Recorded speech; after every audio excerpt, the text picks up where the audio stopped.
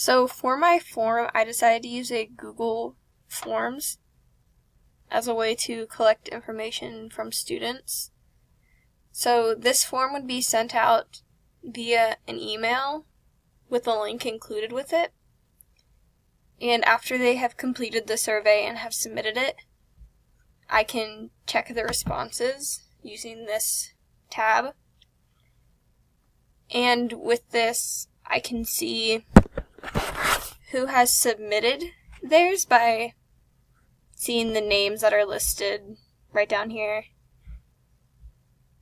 and get an overall general view of how the students did.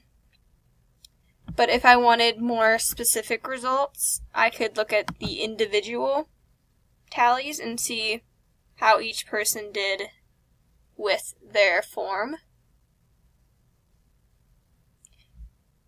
So this should include everything, and I'm also able to download the responses by clicking on this button, or I can print out the forms of each student and look at them that way.